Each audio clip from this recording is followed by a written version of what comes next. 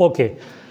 Today we are going to start the next topic of dawn of modern physics, which is wave nature of particles. What are the properties associated with light and other electromagnetic radiation in which they treated as a wave as well as a particle?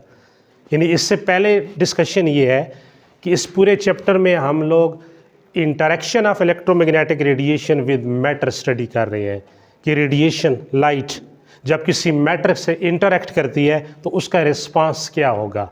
तो in case of black body radiation, in case of photoelectric effect, Compton effect and pair protection, radiation behave as a particle like properties.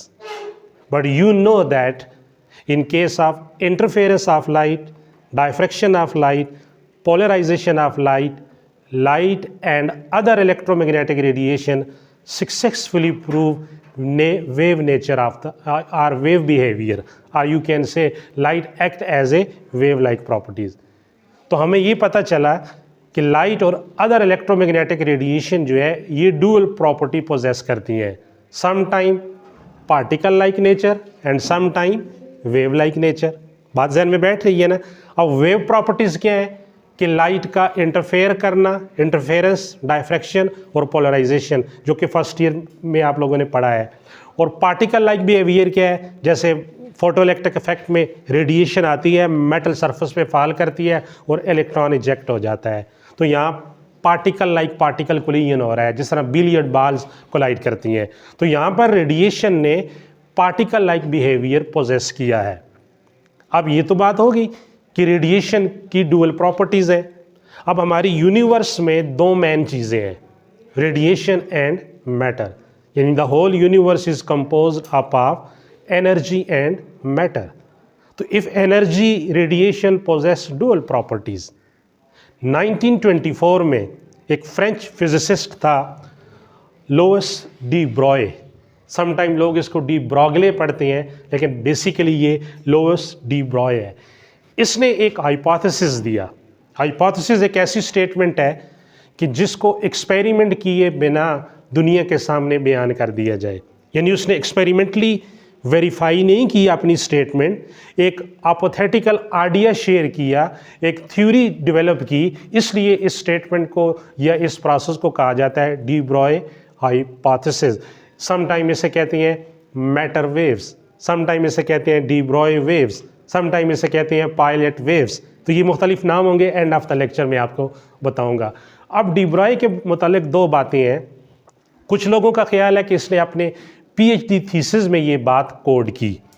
कुछ लोगों का ख्याल है कि class में photo electric effect के मुतालिक लेक्चर हो रहा था और उस लेक्चर में ये बताया गया कि रेडिएशन ने क्या किया, पार्टिकल लाइक बिहेवियर पोजेस किया. तो डी ब्रॉय के माइंड में एक ख्याल आया. वो कहता है कि if wave like object behave as a particle like properties, then why it is not possible particle like object must behave wave like properties under certain circumstances.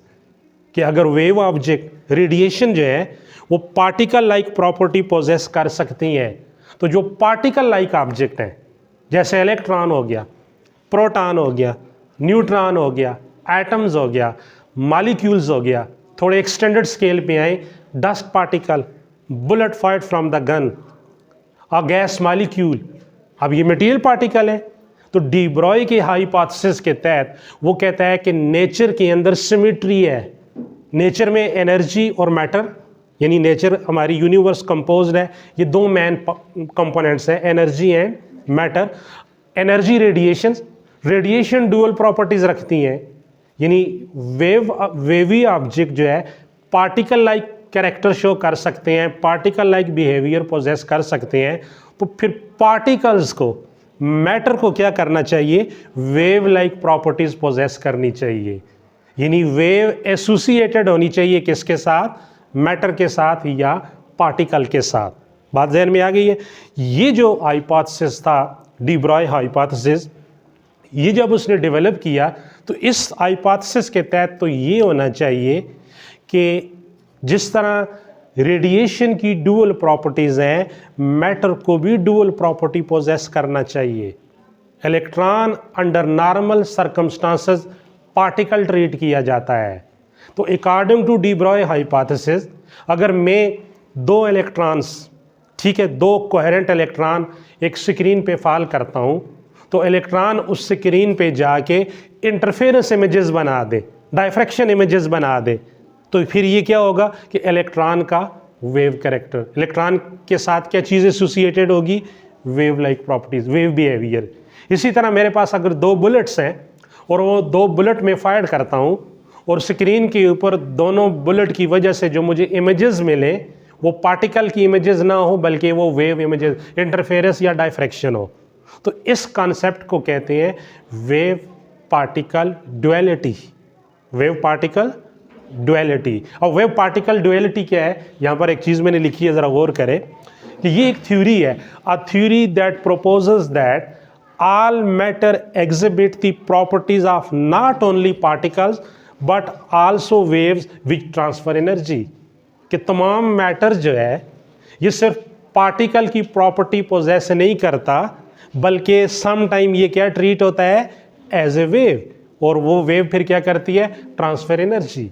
यानी मटेरियल पार्टिकल का character as a wave treat हो सकता है under normal under certain circumstances, not all the time. तो इस चीज़ को समझना है। अब इसके ऊपर डी ब्रॉय ने एक मैथमेटिकल रिलेशन डेवलप करके दिया, एक थ्योरेटिकल रिलेशन डेवलप करके दे रहा है कि देखिए हमारा अल्टीमेट ऑब्जेक्टिव क्या है कि मैटर के वेव कैरेक्टर को स्टडी करना।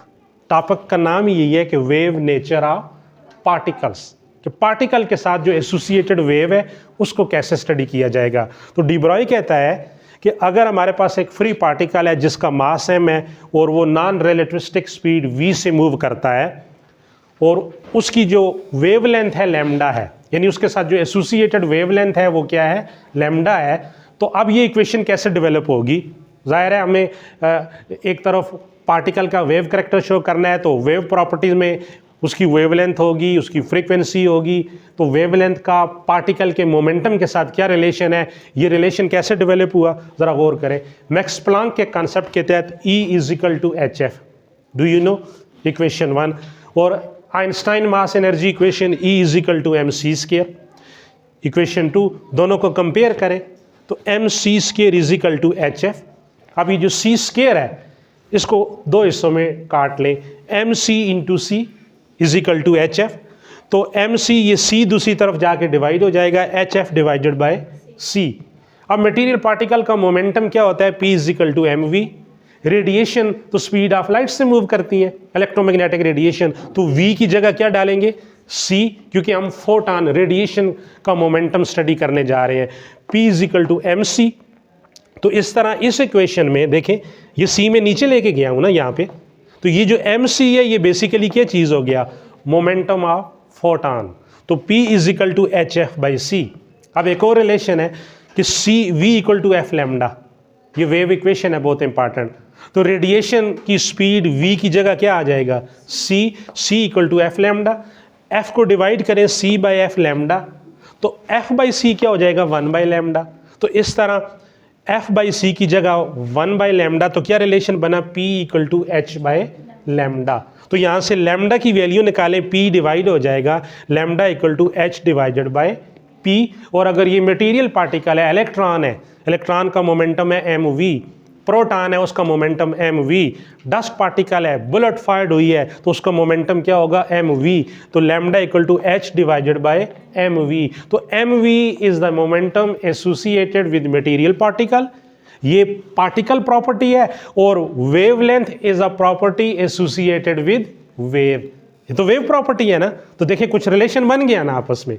जो बात वो प्रूव करना चाह रहा था इंटेंशनली, उसने मैथमेटिकली एक रिलेशन दे दिया कि एक तरफ मटेरियल पार्टिकल की प्रॉपर्टी लीनियर मोमेंटम आ गया और दूसरी तरफ वेव्स की प्रॉपर्टी वेवलेंथ आ गई। इट मीन मटेरियल पार्टिकल के साथ वेव एसोसिएटेड है या हो सकती है। अभी थ्योरेटिकल आइडिया याद रख लो, हाइपोथेसिस है, प्रैक्टिकली अभी हमें नहीं पता, आगे चल के कुछ दो साइंटिस्ट जो है 2-3 साल बाद इसको प्रैक्टिकली वेरीफाई करेंगे, जो हमारा नेक्स्ट लेक्चर होगा। तो अभी हम थोड़ी देर के लिए देखते हैं कि m अगर रिलेटिविस्टिक मास हो, यानी particle with very high velocity move कर रहा है close to the velocity of light, तो आप लोगों ने स्पेशल थ्योरी ऑफ रिलेटिविटी में पढ़ा होगा कि प्रॉपर मास m नॉट और रिलेटिविस्टिक मास m के दरमियान एक रिलेशन है, m equal to m naught divided by 1 minus v square over c square square root. तो ये रिलेशन अगर इधर डाल दें तो lambda equal to h divided by, अब m की जगह क्या आएगा, m naught divided by 1 minus v square over c square under root और बाय v आ जाएगा। तो ये रिलेशन भी बन सकता है। अब इस इक्वेशन पे, ये जो इक्वेशन 5 है, वेव मोमेंटम इक्वेशन जिसे कहते हैं, वेवलेंथ और लीनियर मोमेंटम के साथ एसोसिएटेड, जो डी ब्रॉय ने डेवलप किया है, हम दो एग्जांपल्स करते हैं। मैं एक पार्टिकल चूज करता हूँ, let's suppose a 10 gram bullet moving with a velocity of 300 meter per second, what will be the associated de Broglie wavelength?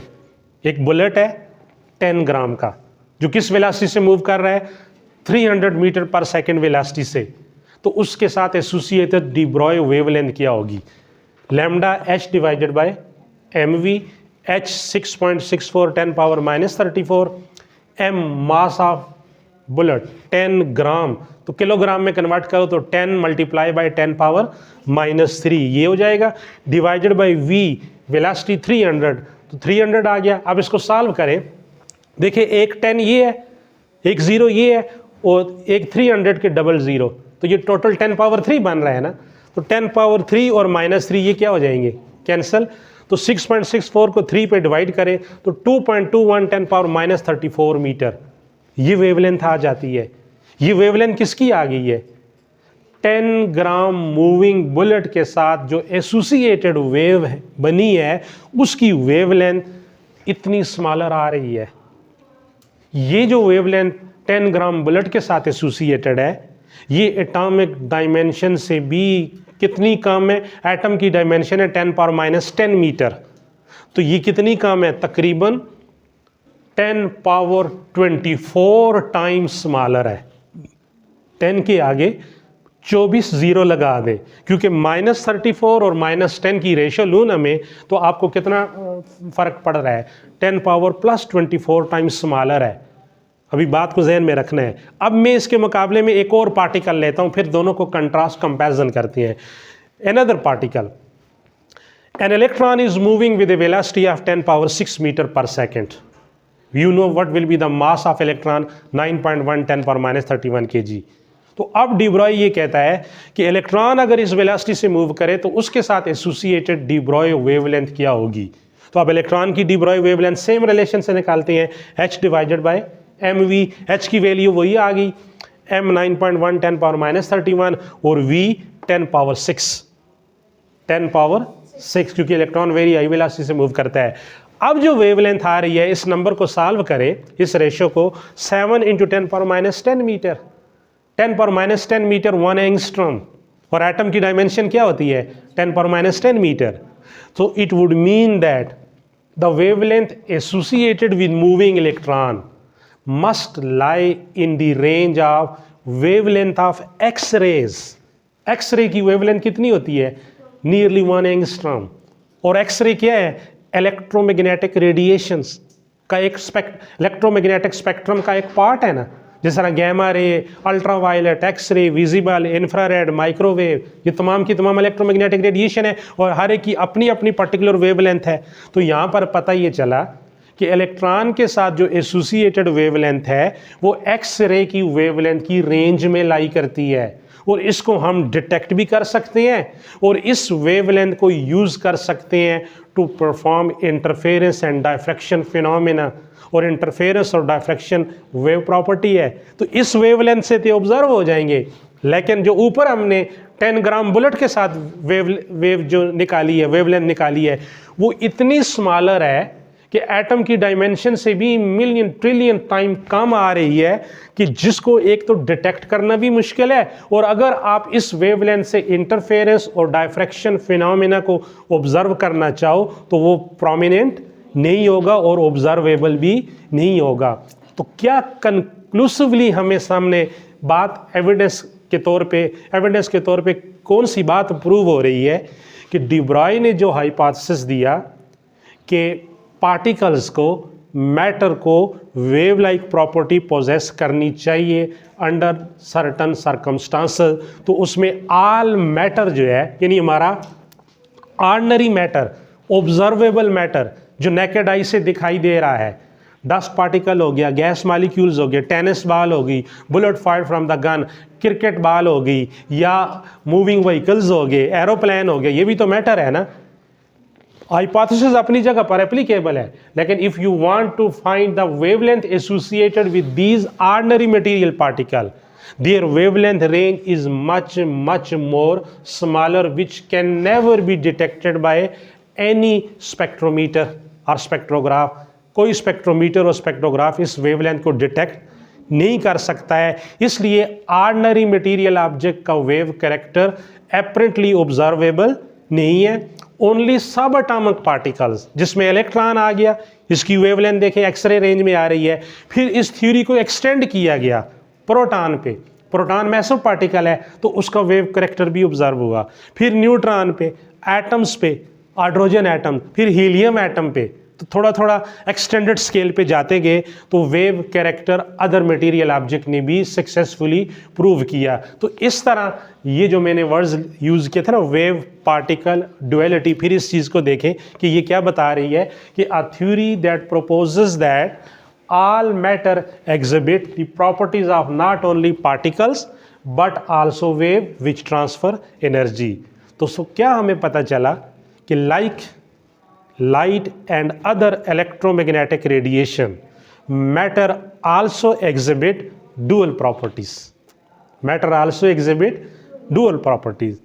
matter sometime behave as a particle like properties and sometime it behave as a wave like properties। तो next lecture में हम इसके ये जो theoretical बातें आज की हैं ना कि मटेरियल पार्टिकल का वेव कैरेक्टर, इसको हम एक्सपेरिमेंटली प्रूव करेंगे कि एक मटेरियल पार्टिकल कैसे वेव प्रॉपर्टी पोजेस करता है। तो डेविसन और जर्मर एक साइंटिस्ट था, उसने फर्स्ट टाइम सक्सेसफुली ये जो डी ब्रॉय का हाइपोथेसिस था इसको एक्सपेरिमेंटली प्रूव किया है। ये जो मैंने डी ब्रॉय की इक्वेशन डेवलप की है, इसका एक और तरीका है, ये छोटा सा मैंने बताया हुआ है। ये एक रिलेशन ऐसे कहते हैं आइंस्टाइन रिलेटिविस्टिक एनर्जी इक्वेशन। इस इक्वेशन में ई स्क्वायर इक्वल है am not square C4 plus P square C square, ये फोटान के लिए है। अब फोटान का रेस्ट मास आपको पता है 0 होता है, तो ये फर्स्ट टर्म क्या हो जाएगी, एम नॉट स्क्वायर वाली ये 0 हो जाएगी। तो क्या रह जाएगा, E square p square C square, दोनों तरफ स्क्वायर है, ख़त्म हो जाएगा। तो E equal to p c, तो P की वैल्यू निकालें E/C और E प्लैंक कंसेप्ट के तहत HF, तो HF/C वही बनती है ना। तो ये ज़रा आसान तरीका है। तो F/C 1/λ है तो H/λ, ये इस तरीके से भी बन सकती है जो है। तो ये बेसिकली क्या था, डी ब्रॉय हाइपोथेसिस था। इसको